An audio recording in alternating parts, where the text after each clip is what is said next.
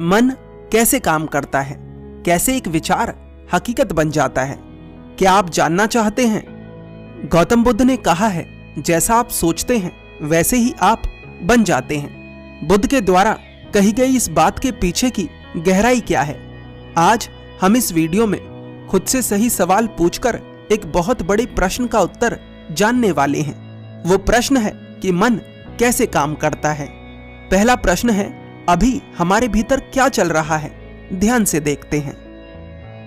इस प्रश्न को पूछने से पहले हमारे भीतर सैकड़ों विचार चल रहे थे, लेकिन जैसे ही हमने ये प्रश्न पूछा तो हमारे सभी अन्य विचार शांत हो गए, स्थिर हो गए। जानते हो क्यों? क्योंकि जागरूकता विचारों को स्थिर कर देती है, शांत कर देती है। तो पहला समाधान जो हमें मिला है अपने पहले प्रश्न से, वो ये है कि जागरूकता के द्वारा हम अनचाहे विचारों को रोक सकते हैं।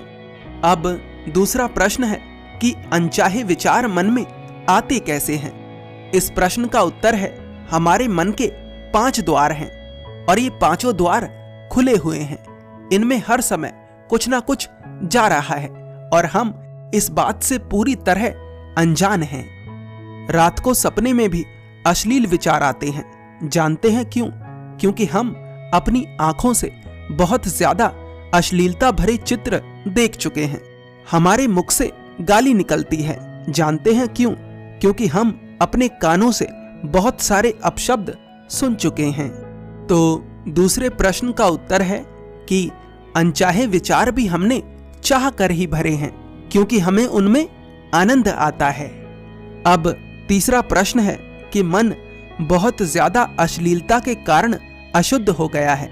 रात को सोते समय भी अगर हम बड़बड़ाने लगे तो मुंह से अश्लील शब्द ही निकलते हैं।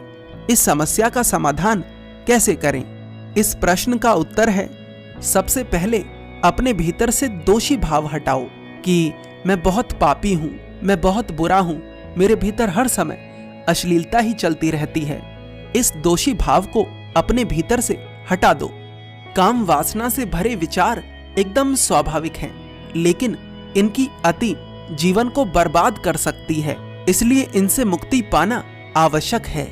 अगर आप संसारी जीवन जीते हैं तो मुक्ति का अर्थ ये नहीं है कि आप इन्हें पूरी तरह से छोड़ दें। मुक्ति का अर्थ है आप इस काबिल बन जाएं कि और जो जीवन में सार्थक चीजें हैं आप उन्हें भी देख सकें।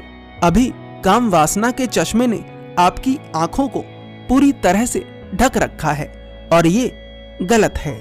तीसरे प्रश्न का उत्तर है, काम वासना से जुड़ी सामग्री को देखना और सुनना या तो बंद कर दीजिए या कम कर दीजिए और वैसी चीजें देखिए और सुनिए जो आपकी बुद्धि का विकास करें। काम वासना के 3 कार्य हैं। पहला कार्य है सृजन करना, यानी जनसंख्या को बढ़ाना। दूसरा कार्य है आपको क्षणिक सुख देना और तीसरा कार्य है आपको शारीरिक और मानसिक रूप से कमजोर करना। चौथा प्रश्न, मेरा मन काम वासना की ही तरफ क्यों जाता है जबकि मैं जानता हूं कि वह मुझे कमजोरी देगी? मन का सीधा सा नियम है, मन वहीं जाता है जहां उसे आनंद नजर आता है और इसमें कुछ बुरा भी नहीं है। पर यही मन जो आनंद का लालच देता है, यही बाद में पछतावे की आग भी देता है। मन को समझो, मन वहां तो अपने आप चला जाता है जहां इसे आनंद नजर आता है और वहां अभ्यास से जाता है जहां आपको लगता है कि इसे जाना चाहिए। इसे ऐसे समझो, ध्यान का आनंद अलग है और काम वासना का आनंद अलग। मन काम वासना की तरफ तो जाता है लेकिन ध्यान की तरफ नहीं। अब इसे ध्यान की तरफ कैसे ले जाया जा सकता है? इस प्रश्न का उत्तर है अभ्यास के द्वारा। अभ्यास वही है जिसके कारण आप चलना सीखे। अभ्यास वही है जिसके कारण आप बोलना सीखे। बचपन में आप रेंगते थे पर आपने निरंतर अभ्यास करा और आज आप दौड़ पाते हैं। कितनी बार आपको चोट लगी, कितनी बार आप गिरे, लेकिन आपने निरंतर अभ्यास करना नहीं छोड़ा। आपने निरंतर प्रयास करना नहीं छोड़ा। ठीक इसी तरह चाहे आप जो भी करना चाहते हैं, आपको उस दिशा में निरंतर अभ्यास करना होगा, लगातार अभ्यास करना होगा।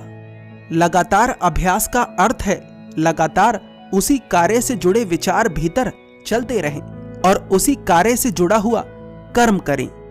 जब आप लगातार एक विचार को ही अपने भीतर दोहराते रहते हैं तो वह विचार वास्तविकता बनना शुरू हो जाता है।